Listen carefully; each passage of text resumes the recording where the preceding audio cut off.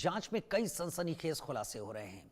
हिंदू लड़कियों को टारगेट कर गिरोह उनका ब्रेन वॉश करता, जबरन अवैध धर्मांतरण कराता और फिर फिदाइन हमलों के लिए तैयार करता। इस गिरोह के तार अबू बकर अल बगदादी के कट्टरपंथी संगठन ISIS के साथ ही पाकिस्तान की खुफिया एजेंसी ISI से भी जुड़े थे।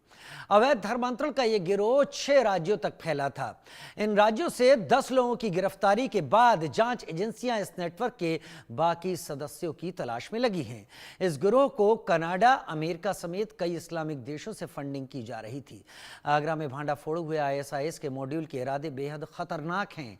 इस बगदादी ब्रिगेड से हिंदू बेटियों को बचाने की जरूरत है।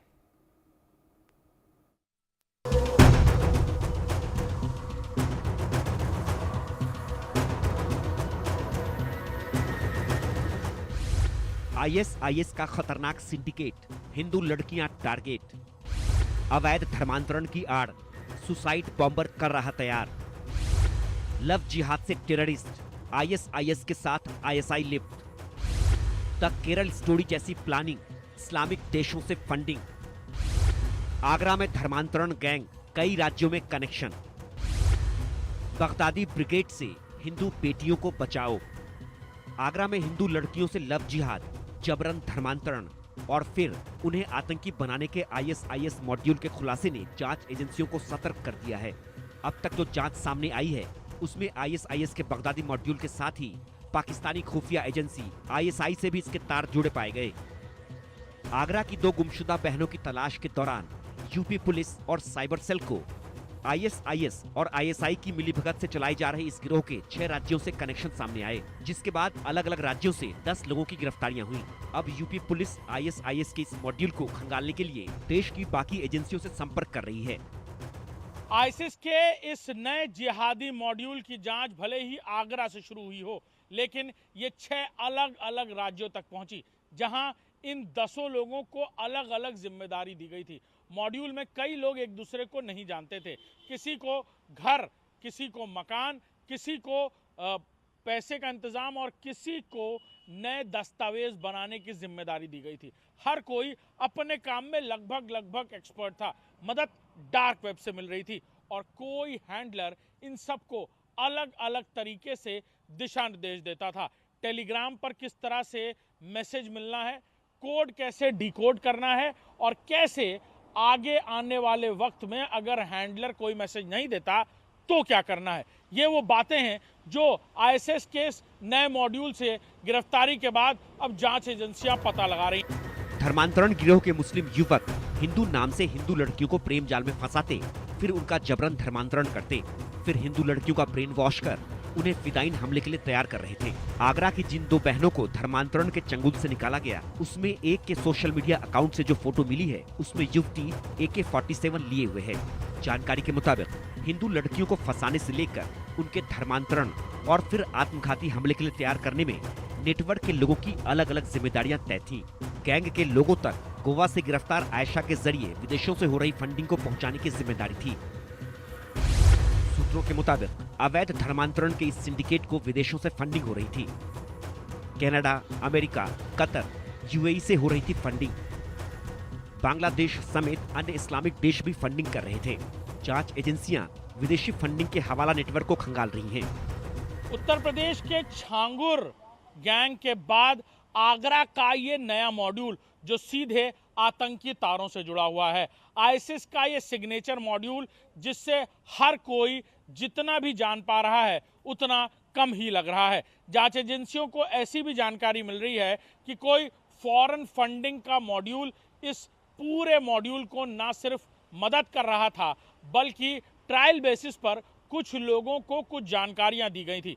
पाकिस्तान या फिर कनाडा में बैठा ISIS का कोई हैंडलर इन लोगों को जानकारियां दे रहा था और आने वाले दिनों में किसी बड़ी घटना के लिए इनका इस्तेमाल होने वाला था। जानकारी ये भी मिल रही है कि जिस तरह से हिजाब में हाथ में AK-47 लिए वो महिला, जिसे बताया जा रहा है कि वो भी एक लड़की जिसे पहले लव जिहाद में के जरिए धर्म परिवर्तित किया गया और फिर उसे रेडिकलाइज कर आतंकी घटना के लिए इस्तेमाल किया गया।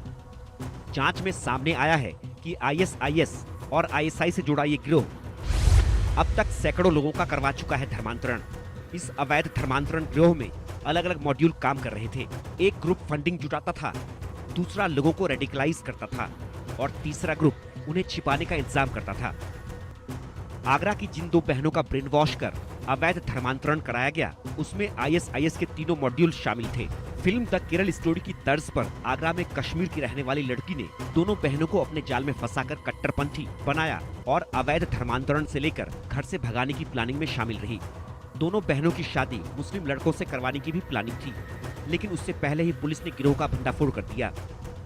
आपने केरला स्टोरी मूवी बखूबी देखी थी, जिसमें बॉलीवुड के द्वारा सीधे तौर पर एक समाज को संदेश दिया गया कि धर्मांतरण को लेकर किस तरह से गिरोह आगरा के अलावा इंडिया में भी काम करता है। आगरा में केरला स्टोरी की हूबहू कहानी यहाँ पर देखने को मिली है।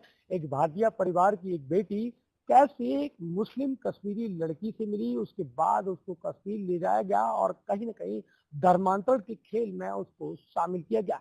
पुलिस और परिवार की मदद से उसको वापस लाया गया। फिर उसके बाद उसकी छोटी बहन के साथ ये धर्मांतरण का खेल शुरू हुआ। आगरा की दोनों बहनों का ब्रेन वॉश कर उनका धर्मांतरण किए जाने से पूरे परिवार पर दुखों का पहाड़ टूट पड़ा। लड़कियों के पिता ने बताया कि इस दौरान परिवार किन मुश्किलों से गुजरा और उन पर क्या क्या बीती। कि हमने जो दर्द झेला है, वो ऐसा कोई भी माता पिता नहीं हूँ जो इस दर्द को झेले। सर, कहानी यही है कि वो एक संपर्क में थी, तो उसने छोटी वाली ने ये जाना कि ये बड़ी वाली गई क्यों, तो उसने यूट्यूब पे सर्च किया इस चीज़ को। छोटी वाली ने उस यूट्यूब पे सर्च किया, तो यूट्यूब पे सर्च करने के बाद वो भी उसके अंदर उसकी बातों में आ करके इस धर्मांतरण के जाल में फंसी। जब मुकदमा दर्ज नहीं हुआ था, खाली रिपोर्ट दर्ज, गुमशुदगी की रिपोर्ट दर्ज हुई थी, तो इन बिटवीन हमने संपर्क करके अपने प्रयासों से उसको जहाँ उसका जाने का मकसद था वहाँ तक नहीं पहुँच पाई। इसीलिए उसको हम उधमपुर थाने से अरेस्ट बरामद करके पुलिस कस्टडी में लेकर। अवैध धर्मांतरण के इस गिरोह में आईएसआईएस, एसडीपीआई और पाक खुफिया एजेंसी आईएसआई की भूमिका सामने आने के बाद जांच एजेंसियां इस नेटवर्क के बाकी सदस्यों की तलाश में जुटी हैं। जिन 10 आरोपियों को गिरफ्तार किया गया है, उनसे भी गहन पूछताछ जारी है। सूत्रों का कहना है कि जल्द ही और भी गिरफ्तारियां हो सकती हैं। Bureau report, India news.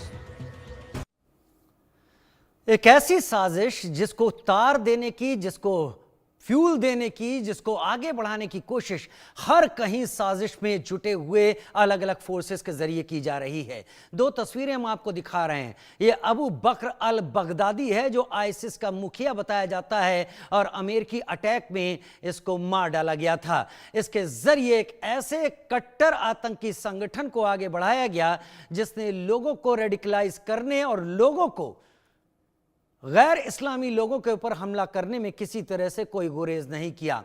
दूसरी तरफ आईएसआई, एक तरफ आईएसआईएस, दूसरी तरफ आईएसआई। जहां पाकिस्तान की गुप्तचर एजेंसी आईएसआई जब ऐसे आतंकवादी तत्वों के साथ मिल जाती है तो वो हर काम करने में आगे होती है जो भारत को तोड़ने के लिए, भारत के समाज को तोड़ने के लिए और खास तौर पर भारत के बहुसंख्यकों को तोड़ने के लिए हर काम करने में बढ़ते हैं। ये 2 तस्वीरें आपके टीवी स्क्रीन पर हैं। अवैध धर्मांतरण की आर, लव जिहाद से बनाया जा रहा है टेररिस्ट। आईएसआईएस के साथ आईएसआई भी इसमें शामिल। द केरल स्टोरी फिल्म आपने देखी होगी। कईयों ने उसका विरोध किया था और कईयों ने उस फिल्म को देखकर इस बारे में सोचा कि क्या ऐसा हो सकता है। ये एक ऐसी तस्वीर है जो हकीकत है। भारत में आईएसआईएस और आईएसआई के बड़े अवैध धर्मांतरण सिंडिकेट के निशाने पर कम उम्र की हिंदू लड़कियां होती थीं। हिंदू लड़कियों को लालच देकर, बहला फुसलाकर पहले लव जिहाद में फंसाया जाता, फिर जबरन धर्मांतरण कर आतंकी गतिविधियों में इस्तेमाल करने के लिए तैयार किया जाता। आईएसआईएस के इस मॉड्यूल से जुड़े 10 आरोपियों को गिरफ्तार कर लिया गया है। आगरा से 2 लापता बहनों की गुमशुदगी के केस में जब जांच पड़ताल की गई तो आईएसआईएस के इस खतरनाक मॉड्यूल का भांडाफोड़ हुआ है।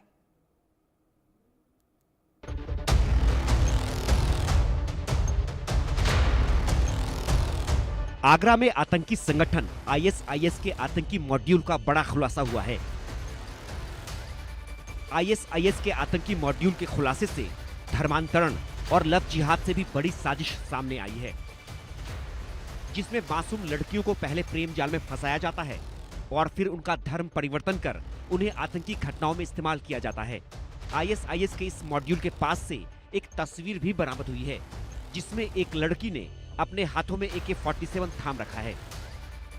द केरल स्टोरी मूवी की तरह ही ताज नगरी आगरा के सदर के रहने वाली दो सगी बहनों का धर्मांतरण करा दी गया। पहले बड़ी बहन गायब होती है, वो एक लड़की के संपर्क में थी, उसके बाद उसका धर्मांतरण कराया जाता है और उसका ब्रेन वॉश कर उसे अपने गैंग का सदस्य भी बना लिया जाता है। जो घर लौटती है तभी छोटी बहन का भी ब्रेन वॉश करती है और उसको लेकर यहाँ से चली जाती है। परिजनों ने अपहरण का मुकदमा दर्ज कराया तो पुलिस ने दोनों बहनों को बरामद किया तो पता लगा कि धर्मांतरण का बड़ा गैंग काम कर रहा है। तो पुलिस ने 6 टीमें बनाकर अलग अलग जो राज्य हैं वहां दबिशें दी और 10 लोगों को गिरफ्तार किया है। उनसे पूछताछ में पता लगा कि ये लगातार जो लोग हैं वो छोटी बच्चियां और जो पढ़ी लिखी लड़कियां उनको कहीं ना कहीं ब्रेन वॉश करते थे लव जिहाद के तरीके से या और भी किसी तरीके से उनका धर्मांतरण कराते थे। इसको विदेश से भी फंडिंग हो रही थी। अब पुलिस आगे की जांच पड़ताल में जुटी हुई है। कहीं ना कहीं इस गैंग के तार पाकिस्तान के जो आतंकी संगठन है उसके जुड़े होने की भी आशंका जताई जा रही है। जांच एजेंसियों ने आईएसआईएस के इस मॉड्यूल से जुड़े 10 लोगों को देश के अलग अलग राज्यों से गिरफ्तार किया है। गिरफ्तार आरोपी अलग अलग राज्यों में कम उम्र की लड़कियों को निशाना बनाते थे। लड़कियों को लालच, प्रेम में फंसाकर लव जिहाद कर धर्मांतरण करवाते थे। अवैध धर्मांतरण का ये मोडस ऑपरेंडी आईएसआईएस का सिग्नेचर स्टाइल है। वहीं से दबिश देकर इनको गिरफ्तार सबको किया गया है। इसके लिए बाकायदा जो एविडेंसेस हमारे पास आए थे थ्रू साइबर इन्वेस्टिगेशन, उसको माननीय न्यायालय के सामने प्रस्तुत किया गया और वहाँ से वारंट लेकर के इन प्रदेशों में जो BNSS की प्रक्रिया है उसके अनुसार वहाँ पर लोकल पुलिस की सहायता प्राप्त करते हुए उनको गिरफ्तार किया गया। अगेन जैसा कि मैंने आपको बताया कि इसमें अलग अलग मॉड्यूल्स कह लीजिए कि हैं और इन मॉड्यूल्स में अलग अलग लोगों का अलग अलग रोल है और उसी रोल के तहत फंडिंग प्राप्त करना, उसको चैनलाइज करना, सेफ हाउसेस को एंगेज करना, ट्रांसपोर्टेशन के लिए अलग यूनिट रहती है और जो फ्रंट एंड पर है उसमें रेडिकलाइज करने के लिए अलग लोग हैं। तो ये सभी इसमें कुछ हम लोगों को इसके जो इंटरमीडिएट स्टेज के जो कोऑर्डिनेटर हैं या मुखिया हैं उनके बारे में जानकारी प्राप्त हुई है और उनसे भी पूछताछ की जा रही है। तो आगे के इन्वेस्टिगेशन में और चीजें सामने आएंगी। ये अभी तक दोनों के बीच में कोई कनेक्शन सामने नहीं आया है। अभी तक ये ग्रुप सेपरेटली ऑपरेट कर रहा था, लेकिन इसका जो फुटप्रिंट है वो कम से कम इन 6 स्टेट्स में तो था ही और बाकी भी आगे इन्वेस्टिगेशन सामने आएंगी चीजें। जिन लोगों की गिरफ्तारी हुई है उनमें आयशा उर्फ AB कृष्णा गोवा से है, अली हसन उर्फ शेखर रॉय कोलकाता से है, उसामा कोलकाता से गिरफ्तारी हुई है, रहमान कुरैशी आगरा, अब्बू तालिब खालापार मुजफ्फरनगर से गिरफ्तारी हुई है, अबुर रहमान देहरादून, मोहम्मद अली जयपुर राजस्थान, जुनैद कुरैशी जयपुर, मुस्तफ़ा उर्फ मनोज दिल्ली से गिरफ्तारी हुई है और जयपुर से गिरफ्तार मोहम्मद अली शामिल हैं।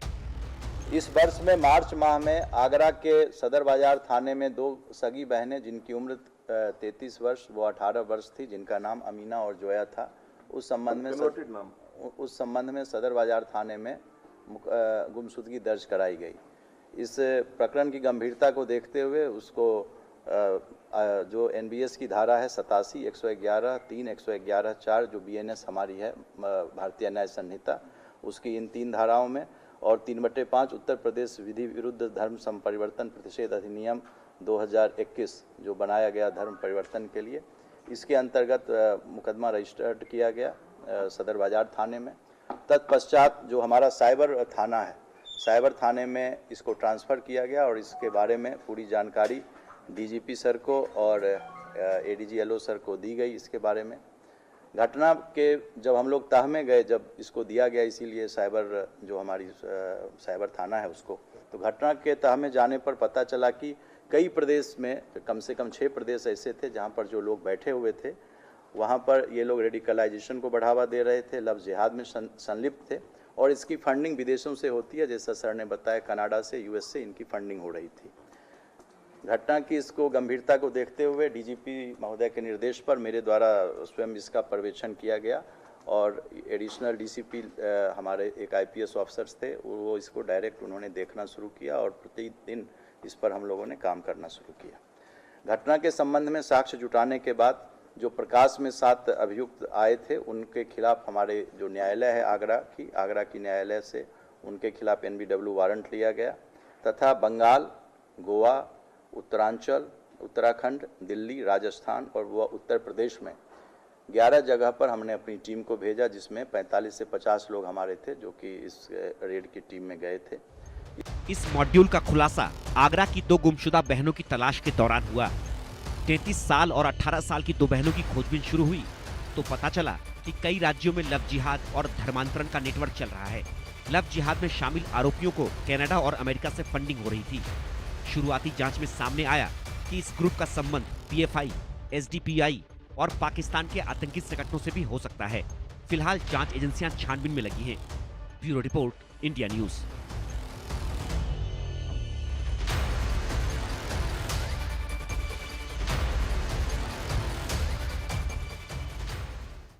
संजय सिंह हमारे सहयोगी इस वक्त आगरा से हमारे साथ लाइव ज्यादा जानकारी के साथ इस वक्त जुड़े हुए हैं। संजय, 2 लड़कियों की गुमशुदगी और वो भी आगरा से और अलग अलग वक्त में होती है, लेकिन ये गुमशुदगी इतने बड़े नेटवर्क को खोल देती है कि उत्तर प्रदेश का आला पुलिस अमला इस पर चौंक जाता है। और क्या क्या जानकारी मिली है इस वक्त? ये 2 लड़कियां वापस आ चुकी हैं, अभी कहां हैं, कि इसके बारे में विस्तार से जरा जानकारी दीजिए।